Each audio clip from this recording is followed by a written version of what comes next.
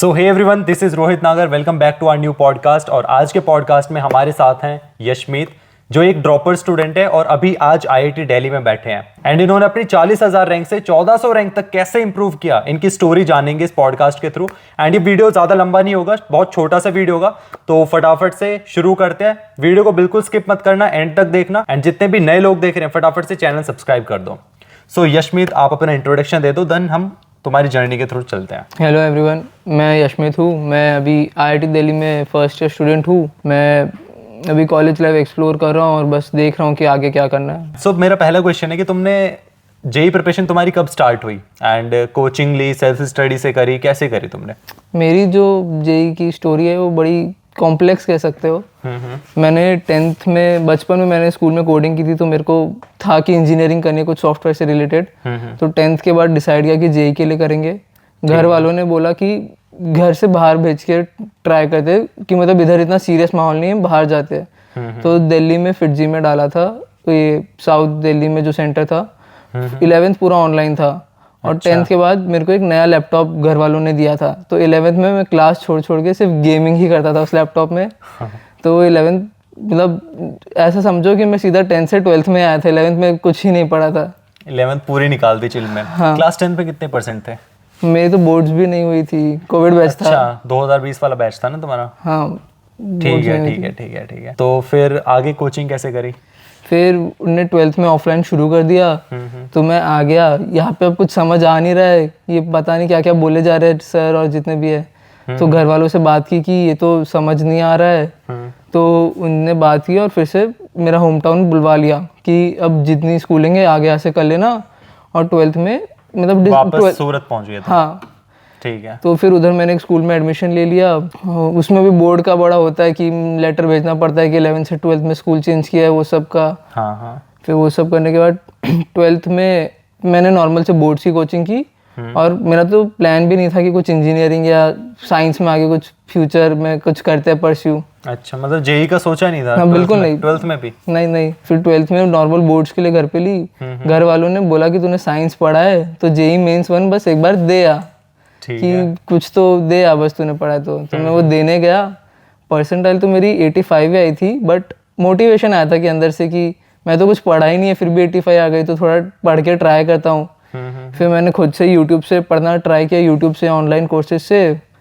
तो जो first mains और सेकंड मेंस के बीच में होता है उसमें मैं खुद से पढ़ के इम्प्रूव किया। 96 पहुंच गया था सेकंड मेंस में। अच्छा, और फर्स्ट अटेम्प्ट में 85 मतलब 85 से 96 तुम्हारा सेकंड अटेम्प्ट तक पहुंच गया था। हाँ। ठीक है। एंड यहाँ से तुम्हारी ड्रॉपर वाली जर्नी शुरू होती है। अब इस टाइम पे तो तुम्हें कॉन्फिडेंस आ गया होगा कि यार मैंने 85 से 96 कर लिया तो मैं तो ड्रॉप ले सकता हूँ ना बेसिकली। नहीं, तब मैं एडवांस के लिए ही था। फिर एडवांस के बाद ड्रॉप का डिसाइड किया था। एडवांस में कितनी रैंक आई थी तब? 15,000 के करीब।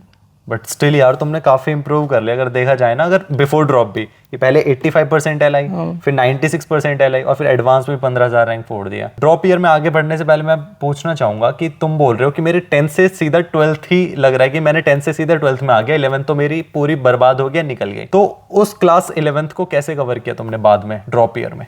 ड्रॉप ईयर में क्लास मतलब हमको सिलेबस जैसे पढ़ा रहे थे, मैं जैसा जो क्लास में पढ़ाते थे, मैं बड़े ऑफलाइन थी मेरी, तो मैं रेगुलरली जाता था, छुट्टी नहीं मारता था। और जो क्लास में पढ़ा रहे थे एकदम सबसे आगे बैठता था और पढ़ता था। उसके बाद जो हमको एलियन की मॉड्यूल होती है उसमें जो क्वेश्चन होते थे वो मैं सारे सॉल्व करता था। वहाँ पे हमारी डाउट क्लास लगती थी, डाउट आते थे तो पूछ लेता था। ऐसे करते करते धीरे धीरे वो सॉल्व होने लगे और सिलेबस कवर होने लगा। ऐसे कुछ स्पेशल एक्स्ट्रा नहीं किया था, जो कोचिंग में करा रहे थे बस वही किया था। बेसिकली जो कोचिंग में करा रहे हैं वही सारी चीजें तुम घर पे आगे कर रहे थे? मतलब घर पे भी नहीं, हमारी कोचिंग में सेल्फ स्टडी रूम था, मैं उधर ही रहता था। अच्छा, वहाँ पे जो डाउट सॉल्विंग रूम्स होते हैं, सेल्फ स्टडी रूम्स होते हैं, वहीं पढ़ाई करते थे? रूम ही ऐसा था कि वो सिर्फ सेल्फ स्टडी करना है, उसमें बात करना भी अलाउड नहीं था। लाइब्रेरी टाइप का रूम था क्या? हाँ, बट एलियन का ही था। अच्छा, मेरा नेक्स्ट क्वेश्चन है कि तुमने क्लास 11th और क्लास 12th का, क्योंकि ड्रॉप ईयर में कम टाइम होता है, हमें लगता है कि एक साल मिलता है, लेकिन एडवांस के बाद देखें और जेईई मेंस फर्स्ट अटेम्प्ट का टाइम देखें तो उसमें 4-5 महीने मिलते हैं, उससे ज़्यादा नहीं, मैक्सिमम 6 महीने मिलते हैं। तो उन 6 महीनों में तुमने क्लास 11th 12th का सिलेबस पूरा कैसे कंप्लीट किया? क्या स्ट्रैटेजी थी बेसिकली? स्ट्रैटेजी सच बता रहा हूँ नहीं थी।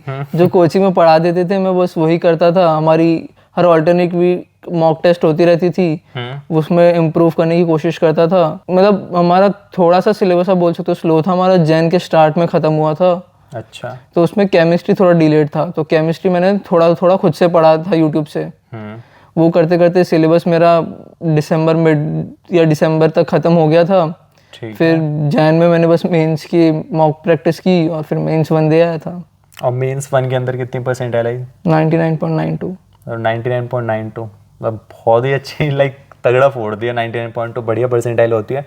एंड फिर सेकंड अटेम्प्ट, फिर जैसे जेईई मेंस फर्स्ट अटेम्प्ट दिया, उसके बाद क्या सोचा कि जेईई में सेकंड अटेम्प्ट दूंगा या जे एडवांस दूंगा? सीधे माइंडसेट क्या था? मतलब मेंस 1 में तो अच्छी आई गई थी। हाँ। तब सीधा यही था कि एडवांस में फोकस करते हैं, मेंस जब आएगा उसके कुछ 10 दिन पहले फिर से मेंस की थोड़ी प्रैक्टिस शुरू कर देंगे, वरना उसके अलावा एडवांस, क्योंकि हमारी बोर्ड्स भी नहीं होती ड्रॉप ईयर में, तो वो टाइम भी मिल गया था। पूरा फ्री टाइम होता है, सेल्फ स्टडी के लिए भी टाइम होता है, बोर्ड्स भी नहीं होते तो वो टाइम मिल जाता है। फिर अप्रैल अटेम्प्ट में कितने परसेंटाइल आया? अप्रैल में 99.7473 कुछ ऐसी थी। मतलब कई बच्चों का क्या होता है ना, जैसे एक अच्छी परसेंटाइल आ जाती है तो या तो सेकंड अटेम्प्ट में थोड़ी ड्रॉप हो जाती है, थोड़े लीनियंट ले लेते हैं कि यार नहीं अब तो एडवांस की तैयारी करूंगा, बट स्टिल तुम्हारा सेकंड अटेम्प्ट में भी अच्छी परसेंटाइल आई। एंड उसके बाद तुम्हारे एडवांस का पेपर होता है। एडवांस का पेपर कितने दिन बाद था अप्रैल अटेम्प्ट के? मई एंड में था, तो मतलब 1 महीना मिलता है, एक से 1.5 महीना मिलता है। तो उन 1 से 1.5 महीने में, एंड उससे भी पहले जाऊंगा कि जनवरी से अप्रैल के बीच में, क्योंकि तुम बोल रहे हो कि मैंने अप्रैल अटेम्प्ट से जस्ट 10 दिन पहले ही रिवीजन वगैरह किया था, प्रैक्टिस की थी मेंस के लिए। तो जनवरी से अप्रैल तक और अप्रैल के एडवांस तक जे एडवांस की क्या स्ट्रैटेजी थी तुम्हारी? कैसे प्रिपरेशन करी बेसिकली? हमको जो हमारे सर थे कोचिंग में, उन्हीं ने एडवांस लेवल का मतलब मटेरियल दिया था जिसमें क्वेश्चन थे और डेडलाइन दे देते थे कि इधर इस दिन तक खत्म करनी है, तीनों सब्जेक्ट का दे देते थे। तब तो कुछ क्लास होती नहीं थी, पूरे दिन बस क्वेश्चन ही सॉल्व करने होते थे। तो वो क्वेश्चन सॉल्व करता गया, वो सब मतलब काफ़ी सही लेवल के थे, एडवांस के लेवल के सारे सवाल थे। तो वो डेडलाइन पे किया, फिर नई शीट ली, फिर से डेडलाइन पे किया, नई शीट ली, बस यही किया था। एडवांस के अंदर मैं एक क्वेश्चन पूछना चाहता हूँ कि तुम्हारा किसी बच्चे को अलग से रेफरेंस बुक्स सॉल्व करनी चाहिए या जो कोचिंग मटेरियल है उसी पे विश्वास करके उसी को ही बहुत अच्छे से सॉल्व करना चाहिए? तुम्हारा क्या पॉइंट है इस पे? वो मटेरियल पे भी मतलब एक डिपेंड करता है। अगर काफ़ी अच्छी कोचिंग है तो उनका मटेरियल भी काफ़ी अच्छे लेवल का रहता है, वो सब तो ऑनलाइन में मिल ही जाता है आजकल। राइट। तो वो फॉलो कर सकते हैं। जैसे हमको कोचिंग में ही बोला था कि मैथ्स के मटेरियल के साथ ब्लैक बुक भी फॉलो करनी है, कोचिंग में ही बोल दिया था। तो मैथ्स में वो भी कम चैप्टर किए थे, बट उसमें से भी कुछ किए थे, कुछ सवाल। मतलब बेसिकली वही था कि पहले अपने कोचिंग मटेरियल सॉल्व कर लो, फिर उसके साथ ब्लैक बुक भी सॉल्व कर लो। हाँ, उसमें भी जो सवाल बोलते थे कि ये करने, बस वही। जेई के टाइम पे तुमने क्या रिसोर्सेज फॉलो किए थे? कि अगर बुक्स की बात करें स्पेसिफिकली तो कुछ, एक तो कोचिंग मटेरियल हो गया, ठीक है, उसके अलावा कुछ चीज़ें फॉलो की थी? मैंने मतलब रिसोर्सेज में मैंने एक ऑनलाइन एक कोर्स देखा था फिजिक्स का। अच्छा। वो मतलब मैंने ड्रॉप से पहले ही देख लिया था, वो सर से काफ़ी अच्छी बॉन्डिंग थी, तो उनसे मैंने सब डिस्कस किया था, तो उन्होंने मुझे ड्रॉप ईयर में भी उनका कोर्स एक्सटेंड करके ऐसे ही दे दिया था, तो वो देख लिया था। ये ऑनलाइन यूट्यूब पे या कहाँ पे अपने? मतलब उनका एक चैनल है, उनका पर एक कोर्स भी है जो वो डालते हैं। चैनल का नाम बता सकते हो? हाँ, फिजिक्स विद विनय उपल करके है। अच्छा। सिर्फ फिजिक्स पढ़ाते हैं, बट मैं आपको बता सकता हूँ मेरी फिजिक्स बहुत ख़राब थी, सच बोलूँ तो सबसे वर्स्ट सब्जेक्ट था। मेरे 12th के बोर्ड्स में भी सबसे कम मार्क्स फिजिक्स में ही आए हैं। अच्छा। और एडवांस में सबसे ज़्यादा मार्क्स भी फिजिक्स में ही आए हैं। मतलब काफी स्ट्रॉन्ग करा दी बेसिकली ना, और टीचर इतना अच्छा पढ़ाते थे और तुमने भी प्रैक्टिस किया। उनका भी एक हाथ था, और हमारे कोचिंग के भी सर है एलिन में, वो हमारे ड्रॉप ईयर का जो बैच था, एक ही बैच था पूरे एलिन सूरत में, उसके हेड जैसे थे। तो उनने भी बहुत 1-to-1 मेंटरशिप की, उनका भी बहुत सपोर्ट था इसमें। तो उनका फिजिक्स, वो भी फिजिक्स से पढ़ाते थे, और इधर से फिजिक्स सब मिलके फिजिक्स बेस्ट बन गया। अच्छा, मतलब फेवरेट और स्ट्रॉन्गेस्ट सब्जेक्ट तुम्हारा फिजिक्स था? हाँ। अब वीकेस्ट मैथ्स था। मैथ्स था। सो यशमीत, मेरा नेक्स्ट क्वेश्चन है कि तुमने ड्रॉप लिया, ड्रॉप से पहले कुछ गलतियां की होंगी, एंड फिर आफ्टर ड्रॉप तुमने वो गलतियों को इंप्रूव किया होगा, तभी इतनी ज़्यादा ड्रास्टिक रैंक इंप्रूव हुई है, ठीक है?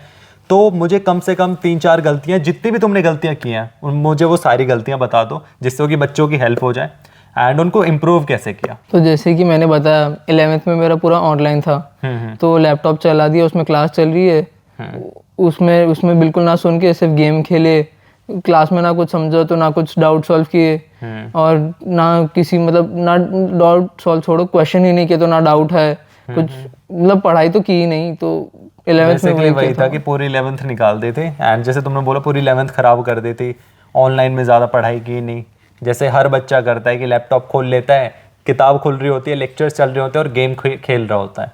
तो बेसिकली ऑनलाइन में ये सबसे बड़ी प्रॉब्लम है। तुम्हें क्या लगता है कि ऑनलाइन का सबसे बड़ा ड्रॉबैक क्या है? ऑनलाइन का ड्रॉबैक यही है, डिसिप्लिन खुद से बनाना पड़ता है पूरा, और वो मेजॉरिटी बच्चे नहीं बना पाते। राइट भाई, मैं उसी को रिकमेंड करता हूँ। बच्चे पूछते हैं कि ऑनलाइन कोचिंग या ऑफलाइन लेनी चाहिए, तो मैं तो यही रिकमेंड करता हूँ, अगर तुम्हारे अंदर सेल्फ डिसिप्लिन है और तुम खुद से मेहनत कर सकते हो, खुद से पढ़ाई कर सकते हो, तो ऑनलाइन से बेस्ट ऑप्शन कुछ नहीं है। लेकिन अगर तुम्हें लगता है कि यार तुम्हारे अंदर कैलिबर है, मोटिवेशन है, लेकिन तुम वो बंदे नहीं हो जो एक अकेले रूम में बैठ के पढ़ सकते हो, ठीक है, तुम्हारे एक ऑब्जर्वेशन के लिए तुम्हें कोई चाहिए, तो फिर ऑफलाइन बेस्ट होता है। एंड उसके अलावा क्या गलतियां की थी स्पेसिफिकली, अगर हम बात करें कि प्रीवियस ईयर क्वेश्चंस किए थे या नहीं किए थे, या फिर मटेरियल को अच्छे से फॉलो करते थे, या जैसे गेम्स तो आपने बता ही दिए, तो डिस्ट्रैक्शन टाइप हो गया। अगर जेई स्पेसिफिक बात करें तो क्या गलतियां की थी? जब फिर तो मैंने जेई ड्रॉप ही कर दिया था, मतलब देने का कुछ सोच ही नहीं था, तो उस हिसाब से प्रिपरेशन ही नहीं की, सिर्फ बोर्ड्स लेवल की प्रिपरेशन करते गया था।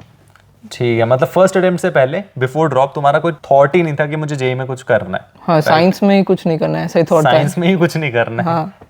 ठीक है, फिर सेकंड अटेम्प्ट में तुमने थोड़ा सा इंप्रूव किया बिफोर ड्रॉप, कि यार अब मैं थोड़ा यूट्यूब से पढ़ लेता हूँ, ये सारी चीजें कर लेता हूँ। एंड नेक्स्ट क्वेश्चन मेरा ये है कि तुमने कौन कौन से यूट्यूब चैनल्स फॉलो किए थे, कुछ बताओ। मैंने एक फिजिक्स में वो एक फिजिक्स विद विनोपल जो मैंने बताया वो फॉलो किया था। ठीक है। और एक हमारे फिजिकल केमिस्ट्री में बीच में वहाँ पे ऑफलाइन कोचिंग में सर बीच में थोड़ा चले गए थे, तो थोड़ा डिस्टर्ब हो गया था, तो वो मैंने पूरा मोहित त्यागी के प्लेलिस्ट से देख लिया था। मतलब कोचिंग में पढ़ाया था बट तब तक लेट हो गया था, जैन के एंड तक जैन स्टार्ट हो गया था। ठीक है। तो वो सब मोहित त्यागी की प्लेलिस्ट से देख लिया था पूरा। नहीं, मोहित त्यागी सर के लेक्चर्स तो बहुत अच्छे हैं, मैंने भी अपने टाइम पे कुछ लेक्चर्स देखे थे, इवन मैं बच्चों को रिकमेंड करता रहता हूँ। तो मेनली ये 2 ही चैनल्स फॉलो किए थे और कुछ नहीं। जैसे कई बार कोचिंग में डाउट क्लियर नहीं हो पाते हैं, कोई टॉपिक में डाउट रह जाता है, तो उसके लिए कुछ सर्च करते थे यूट्यूब पे, या कैसे सॉल्व करते थे उसे? पहला अप्रोच तो ये रहता था कि सीधा सर से जाके पूछ लो कोचिंग के अंदर। हाँ, ठीक है। डाउटलेस लगती थी वहाँ पे, सीधा सर से ही पूछ लिया। ठीक है। और नहीं होता था तो ऐसा कोई चैनल नहीं था, अगर कभी सर्च कर लिया जो भी रिकमेंड होता था वो देख के समझ आ गया, तो मतलब ठीक है, कोई ऐसे चैनल फॉलो नहीं किया। एंड यशमीत, तुम्हारी 2023 के अंदर तुमने एडवांस का पेपर दिया था जिसमें तुम्हारी अराउंड 15,000 के आसपास रैंक आई थी, फिर तुमने ड्रॉप लिया, उसके बाद एडवांस में कितना रैंक आया? इस साल मेरा मतलब 24 में रैंक आया था, 1896, जो कि काफ़ी बहुत ही मस्त रैंक है। एंड यशमीत आज IIT दिल्ली केमिकल इंजीनियरिंग में बैठा है भाई। सो आप सभी लोगों के लिए एक बहुत बड़ा मोटिवेशन, एक बहुत बड़ा एग्जाम्पल है कि अगर आप डिस्ट्रैक्टेड भी हो गए थे एक पॉइंट पे, मान लो आप डिस्ट्रैक्टेड हो गए, आपका पढ़ाई में मन नहीं लग रहा है, तुम्हारी 11th क्लास वेस्ट हो गई है, बट स्टिल तुम 1 साल के अंदर 6 महीने के अंदर बहुत डेडिकेशन से काम करो, जो भी तुम्हारे टीचर्स बता रहे हैं उन चीज़ों को अच्छे से सुनो, उन चीज़ों को अच्छे से इम्प्लीमेंट करो, तो डेफिनेटली तुम भी यशमीत की तरह बहुत अच्छी रैंक इंप्रूव कर सकते हो और तुम IIT दिल्ली, IIT बॉम्बे में पहुंच सकते हो। राइट यशमीत? हाँ बिल्कुल। मेरा एक ये भी था बताओ कि मैंने ड्रॉप ईयर में फ़ोन से डिस्ट्रैक्शन बचने के लिए कीपैड वाला फ़ोन इस्तेमाल किया था पूरा वो 1 ईयर। ये बहुत अच्छा मूव था तुम्हारा, क्योंकि बच्चों की सबसे बड़ी प्रॉब्लम आज के टाइम पे ये क्या है, ये फोन ही है। हाँ, लैपटॉप स्क्रॉल करने बैठते हैं, वही शॉर्ट्स देखते रहते हैं, इंस्टाग्राम रील्स को स्क्रॉल करते रहते हैं और उनका टाइम निकल जाता है, पता ही नहीं चलता। तो ये तो बहुत अच्छी चीज है कि तुम जितने ज्यादा डिस्ट्रैक्शंस को अपने रिमूव कर सकते हो ना, और अपने पढ़ाई पे जितना फोकस करोगे उतना ही तुम अपने गोल के पास जाते रहोगे, बहुत ज्यादा नजदीक पहुंच जाओगे। सो गाइस, यही था आज के पॉडकास्ट में। आई होप आपको ये वीडियो पसंद आया होगा। अगर ये वीडियो पसंद आया तो फटाफट से लाइक कर दो, चैनल को सब्सक्राइब कर दो। एंड नेक्स्ट पॉडकास्ट किसके साथ आना चाहिए, किस टॉपिक पे वीडियो बनाना चाहिए, फटाफट से मुझे कमेंट सेक्शन में बता दो। All the very best.